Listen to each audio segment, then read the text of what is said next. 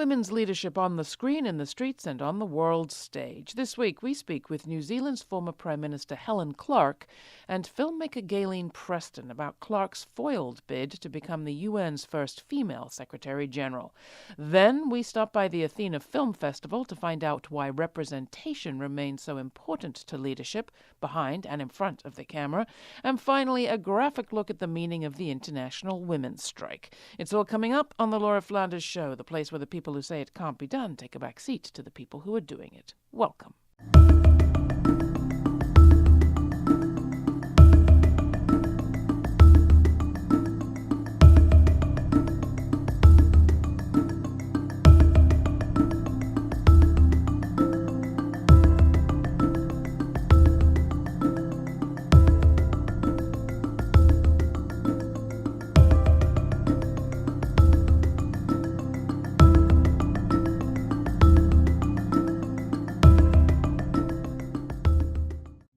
Madam Clark, you are virtually a household name within the UN system. You could even be described as the establishment candidate.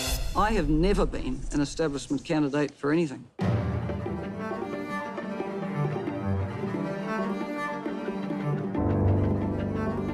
One of the most successful New Zealanders ever produced.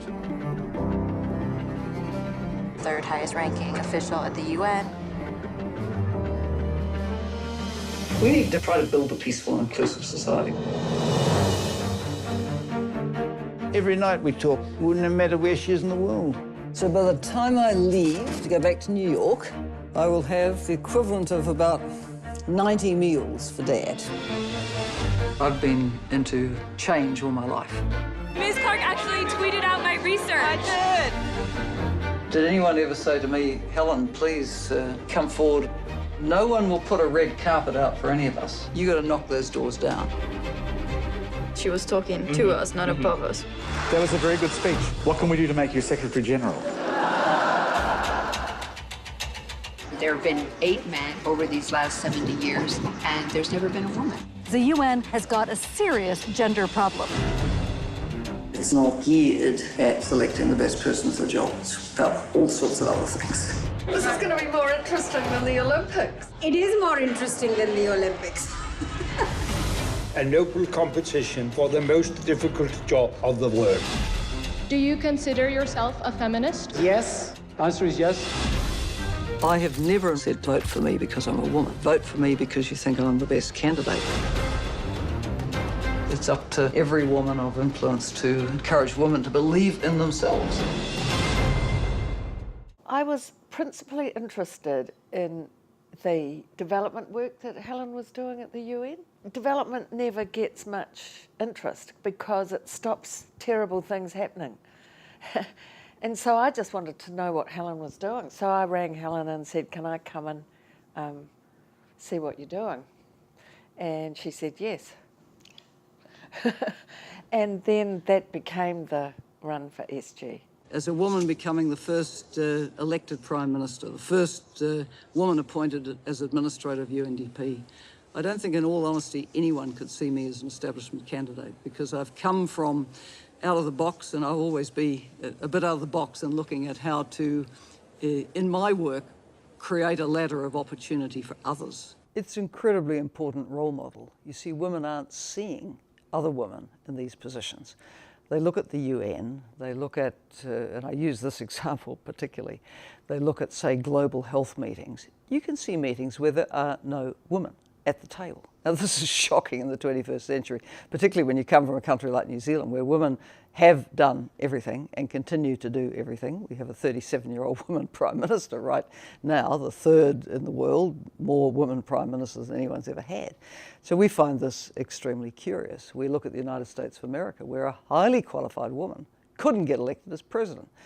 I think that this is really something that should be mobilising women around the world to say enough. We've had enough of these decision-making tables not representing us. We want to be at those tables. We've got a right to be at those tables, and we're going to kick the doors in until we get to those tables. Is there any visibility for the UN today? No. When I moved back out of the bubble, and I was in the bubble for 8 years, having had a very successful political career at home, I don't hear about the UN anymore. I look at the shocking conflicts going on. I say, where is the voice of the UN? Where is it central to the diplomacy? You know, today, as we record an interview, we will see the Security Council go back to discuss a ceasefire in Syria, which it's been unable to make any decision on for days. I understand that the way through it could be that they don't put a time on when the ceasefire could come into effect. I mean, this is the ridiculous sort of thing that goes on when women, men and children are dying as they're bombed outside Damascus. The UN has mandates about equality and gender equity, and I was appalled. And actually, the thing that was really interesting is I knew as a filmmaker and as a person that I didn't know. I knew I didn't know anything. But I think, as you see in the film, neither did anyone else. And you've got really experienced journalists there. Everybody doesn't know.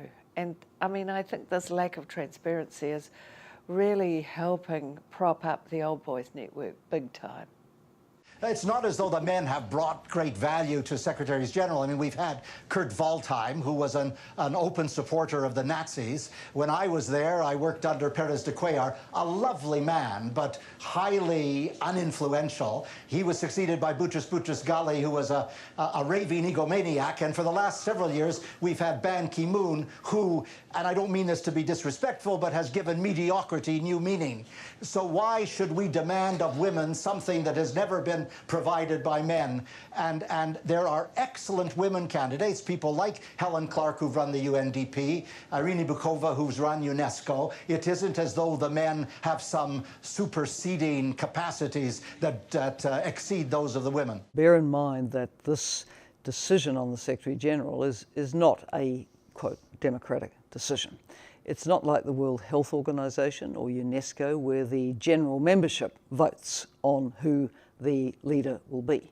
At the UN, you have this power structure that was established in 1945 with the victor countries of 1945 taking the permanent seats on the Security Council. And over the last 70 plus years, they've accrued a lot of power to themselves to the extent that basically they choose the Secretary General.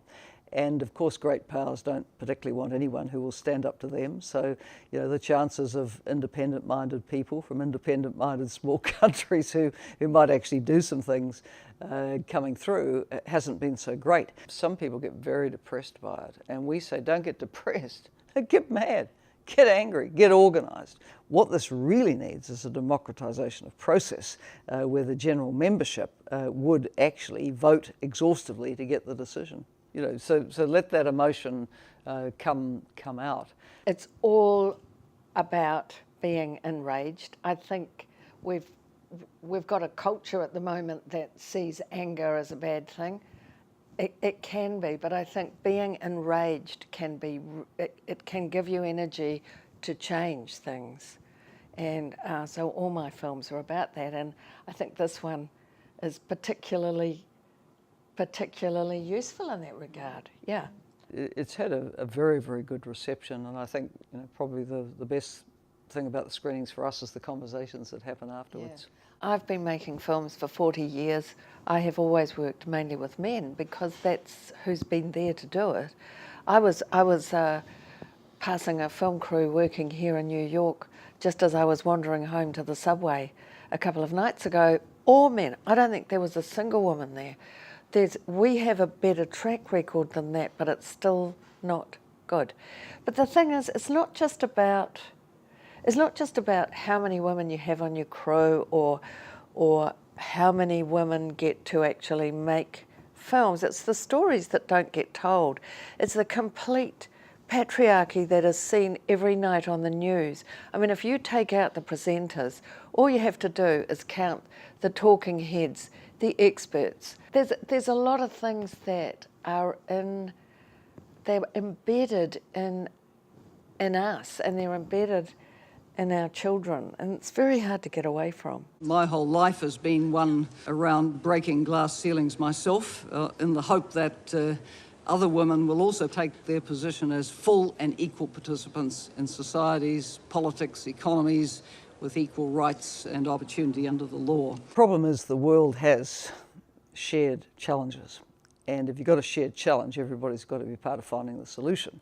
But the US has got off that particular train journey at the moment, so it's missing in action on Paris. Now, thank heavens for a decentralised system of government in the United States of America, so we will see the Californias and the Oregons and the New York states and very, very powerful big states in this country do their bit. See big mayors and councils do their bit. But unfortunately, the US as such is not part of the climate change solution today. Similarly, on the global trade talks, you need US leadership. It is not there. And we could go on.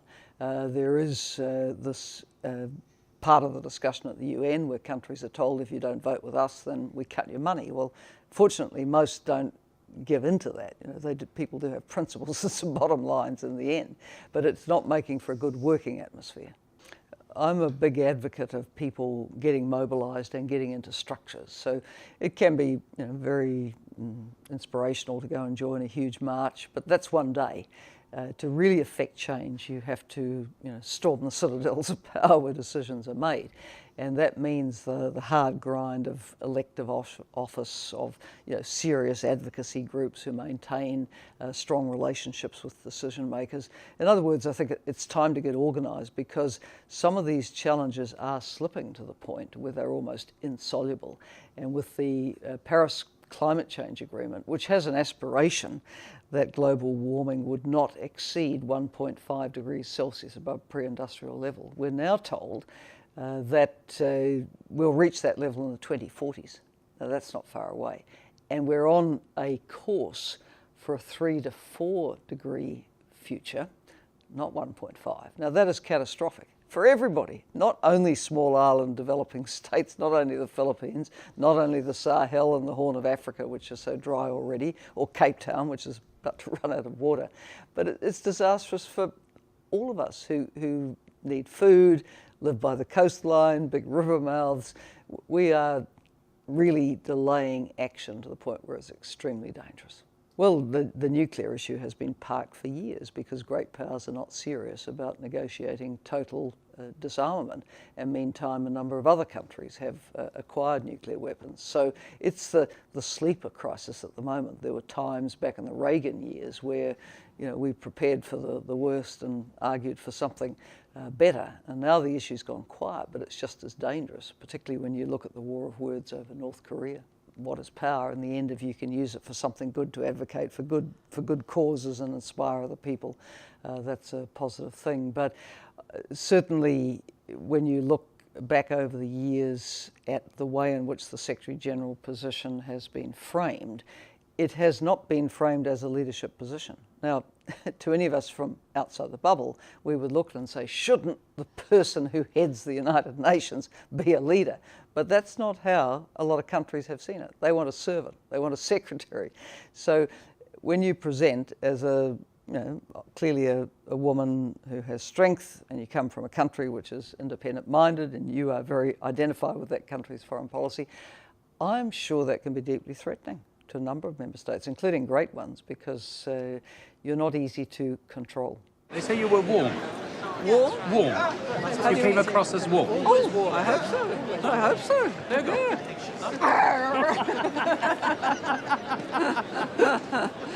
Okay, go home. Your wife never sees you. It's not half as demanding as a New Zealand political mate. I think that every corporation, wherever there's money and power, you usually find women busy at the beginning of things. So you could say that Helen and I are two people who've been at the beginning of things. So I was at the beginning of the New Zealand film industry, so I could be considered a pioneer. You find women at the beginning of the French Revolution. It was actually a revolution. It was actually a protest of housewives over bread. To begin with, the storming of the Bastille. But once money and power come in, the women are suppressed, and I think you find that everywhere. They have to get out there and get organised. They have to, whether it's in this country, seeing the parallels with what happened with Hillary Clinton, They need to be thinking about these midterms, get involved with candidates that they believe in, they think can make a difference. In the end, if you're going to change power structures, you have to get into them, and you have to support other people who have the ability to change those things. Yeah, and I think we need men. I mean, making a film is a good thing. You know, you take it to a broad audience. So My Year with Helen has been in New Zealand in cinemas with substantial audiences, and I think you can help bring men alongside, because you're not going to get anywhere if it's just women fighting alone. We have to be fighting together. It's actually about equality, and so having a clear analysis around gender, I think is, you know, that's the personal politics is the root of all politics to me. You can't go out there and make great speeches and then go home and beat your wife. And, you know, there's been too much of all that going on, and it is time it stops. It is time.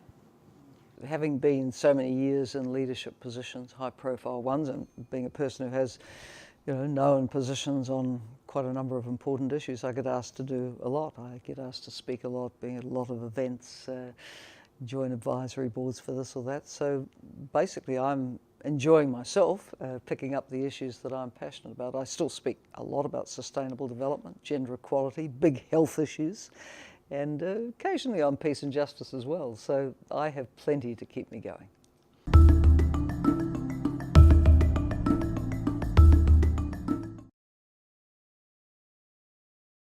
These past 6 months have seen what feels like a tidal wave hit Hollywood, with an unprecedented number of powerful men falling like a deck of cards after the Harvey Weinstein scandal broke last October.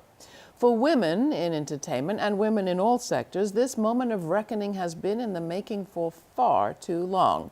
But some women have been shouting about systemic sexism in the entertainment industry and patriarchal wrongdoing for decades. It was in this spirit that the Athena Film Festival was created. Now in its 8th year, the festival puts the spotlight on female leadership. We caught up with some of the filmmakers and moviegoers in attendance this year. Take a look.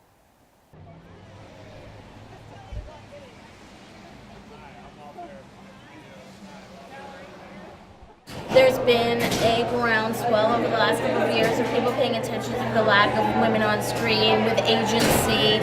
It always had our purpose, but I think people are feeling the purpose in a different way. I think a focus on female voices is very important because we're underrepresented in Hollywood, especially people of color. It got me excited to sort of come and support the cause because we need more representation. It's important to see myself up there on the screen and for women to see themselves up there on the screen and behind the camera and everything. So I saw Lady Bird. I thought it was a really cool film, like showing the perspective of like a female growing up, I guess, in Sacramento. Usually coming of age stories, it's like male centered. Like I know Me, Earl, and the Dying Girl, which is like about, it's centered on him, even though like this girl is dying. It's like the manic pixie dream girl kind of thing, like Garden State and all that. Basically, they just serve the purpose to like advance the guy instead of having their own place in the world. The films that we're seeing now are far more interested in individual stories as opposed to how a woman can fit into a story with a man. A lot of, the princesses in the past, they get their prince and they live happily ever after. And now we're seeing princesses like Moana, films in which women can be their own heroes and they don't need another person to sort of fulfill their lives. A woman is just as capable as a man is of achieving greatness and happiness. Athena is an amazing venue with an amazing theme. The fact that we're the showcase film tonight is such an honor. Wilma Mankiller was the first woman elected principal chief of the Cherokee Nation. She was an amazing leader and a role model to not just the Cherokee people, but to women and minorities and actually everyone. She just showed us you don't have to come from money. You don't have to be healthy necessarily. She was sick and you can still be powerful, and it comes from within. It's not something that's like a birthright. You don't have to be male. Her message is something that I personally feel our leaders, our elected leaders, need to have as a role model and need to listen to her. The Cherokee Nation has always been a matriarchal nation. Women signed the treaties with the men, and it was only through interaction with white Europeans that changed. Wilma was able to overcome a great deal of gender bias. She worked in a bipartisan manner, reached across the aisle to people who had different beliefs than she did, and she always put her people first. One of the hallmarks of the Time's Up moment is that women are not in positions of power in, every segment of life. This movement is really bringing to the forefront something that has been present in Hollywood for a very long time. I think that it's finally being addressed, and I hope that through this address we don't sort of sweep it under the rug. I'm very, very concerned about the backlash, the change from this is important, this is way overdue, to okay, enough already.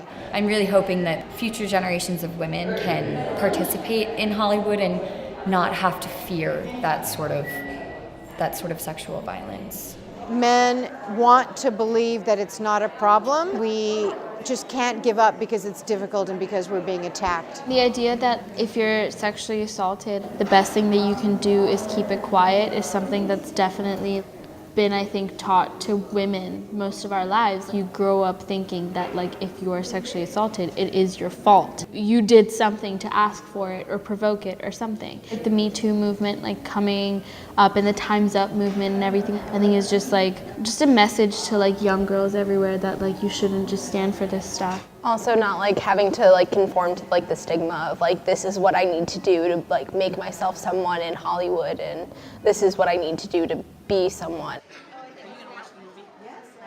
There's not a lot of safe spaces for women out there. I really felt like a lot of solidarity in the room. It wasn't like we were all just sitting there watching movies, like, alone. We're sitting there watching a movie together, like, someone sneezed and, like, someone across the room said, "Bless you." It's, like, such a pure atmosphere to just, like, sit around and watch a movie in.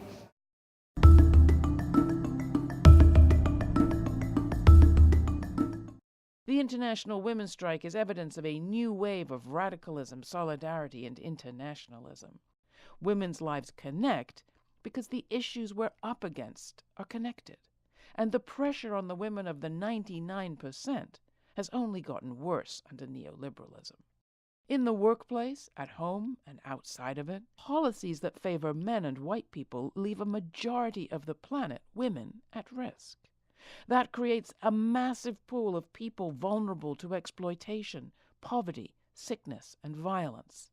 When women thrive, communities do too, but the same is true in reverse. Society couldn't get by without women's paid and unpaid labor, but it's not recognized, treated equally, or paid enough. In the workplace, 2/3 of low-wage workers are female.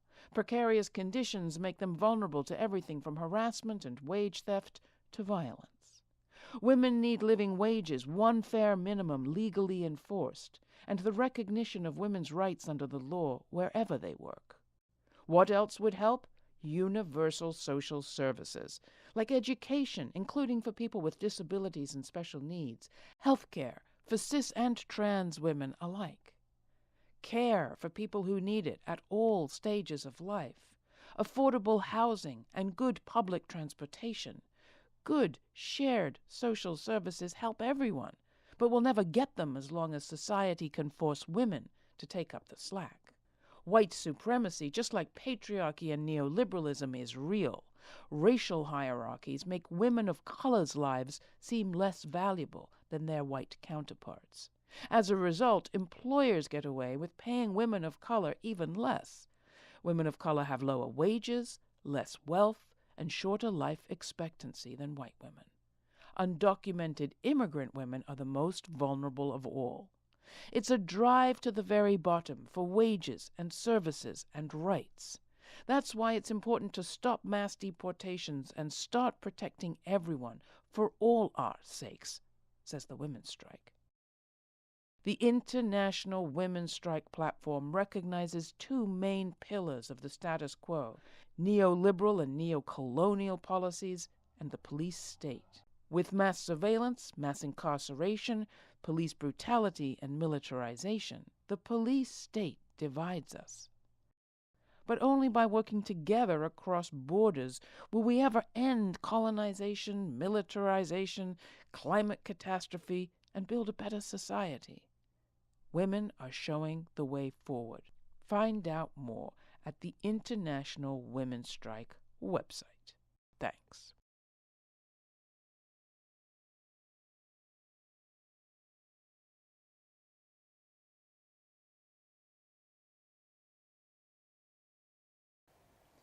Thanks for watching The Laura Flanders Show. If you want to receive weekly commentary from me or find out early what we've got coming up, sign up to become a monthly member on our Patreon site and receive exclusive access to member-only content, including extra interviews, podcasts, and more good stuff. Don't forget, you can follow us on social media and feel free to write to me and tell me what you think. That's Laura, L-A-U-R-A, at lauraflanders.org. And thanks for watching. Stay kind, stay curious. Till next time, I'm Laura Flanders.